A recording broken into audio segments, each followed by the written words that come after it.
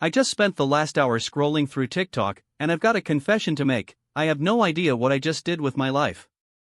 It's like I was in a trance, mindlessly swiping through video after video, and now I'm left wondering what just happened. You've probably been there too, right? We've all gotten sucked into the endless loop of social media, and it's crazy to think about how it's affecting our brains. But here's the thing, it's not just a matter of being addicted to our screens, it's actually changing the way we think. The TikTok algorithm is designed to keep us hooked, and it's using some pretty clever tricks to do it. It's like a casino, where the house always wins, and we're just along for the ride. Think about it, every time you open the app, you're getting a personalized feed that's tailored to your interests, and it's constantly updating to keep you engaged.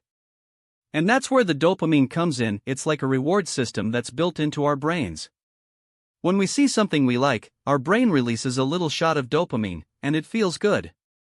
The algorithm knows this, and it's using it to its advantage. It's like a game of cat and mouse, where the algorithm is trying to keep us guessing, and we're just trying to keep up. But what's really going on here is that our attention span is being manipulated. We're being trained to focus on short, snappy content, and it's changing the way we process information.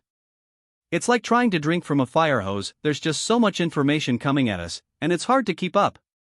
But the algorithm is designed to make it easy, to make it feel like we're in control. And that's the crazy thing, we're not even realizing what's happening. We're just scrolling, and before we know it, hours have passed. I've caught myself doing this, and it's scary to think about how much time I've wasted. As I've been learning more about the social media algorithm, I've started to notice some pretty interesting similarities between it and the way we learn.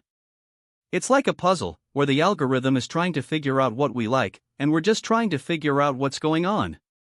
But what's really cool is that it's using some of the same techniques that our brains use to learn new things. It's like a feedback loop, where the algorithm is constantly adjusting to what we're doing, and we're constantly adjusting to what it's showing us. And that's where the concept of variable rewards comes in. It's like a slot machine, where you never know what you're going to get. Sometimes you'll get something amazing, and sometimes you'll get something boring. But the algorithm knows that we're more likely to keep trying if we're not sure what's going to happen. It's like a game of chance, where we're just hoping to get lucky. But what's really going on here is that we're being manipulated, we're being trained to keep coming back, even if we don't always get what we want.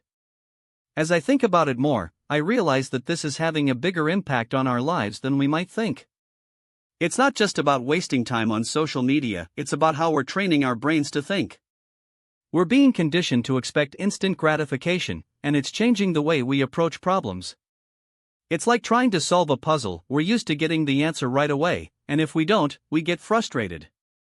But what if we're missing out on something deeper? What if we're missing out on the chance to really learn, to really understand? Now, I know what you're thinking, what's the big deal? It's just social media, right? But the thing is, this is affecting our lives in ways we might not even realize. We're spending more and more time online, and less time interacting with the world around us. It's like we're living in a bubble, where the only thing that matters is what's on our screens. And that's a pretty scary thought, if you ask me. As we navigate this complex web of social media and algorithms, it's worth taking a step back to think about what we're really doing. We're not just scrolling through our feeds, we're participating in a global experiment, where the outcome is still unknown. And that's what makes it so fascinating. We're on the cutting edge of something new, something that's changing the way we think and interact. But what does it mean for our future? What does it mean for our brains, our relationships, our society? But here's the thing, we have the power to change this. We can take control of our social media use, and start to think more critically about what we're doing. It's like taking a step back from the puzzle. We can see the bigger picture, and start to understand what's really going on. And that's a pretty empowering feeling, if you ask me. So, what do you think? Are we ready to take back control? Or are we just going to keep scrolling? As I look back on my own social media use, I realize that I've been just as guilty as anyone else. I've wasted hours scrolling through my feeds, and I've missed out on real-life connections because of it. But I'm trying to change that. I'm trying to be more mindful of my social media use, and to think more critically about what I'm doing. And I think we can all do the same. We can all take a step back, and start to think about what we're really doing. And that's the question, isn't it? What are we really doing when we're scrolling through social media? Are we just passing the time, or are we actually learning something? Are we connecting with others, or are we just connecting with our screens? It's a question that's worth thinking about, and it's one that I'll be exploring more in future videos. But for now, I want to leave you with a thought: what if we're not just addicted to social media, but we're actually addicted to the feeling of connection that it gives us? As we consider this question, it's worth thinking about the broader implications. What does it mean for our society, our relationships, our brains? Are we creating a world where we're more connected than ever, but also more isolated? It's a complex issue, and one that requires a nuanced approach. But by thinking critically about our social media use, we can start to understand the impact it's having on our lives. But what's really interesting is that this isn't just a problem, it's also an opportunity.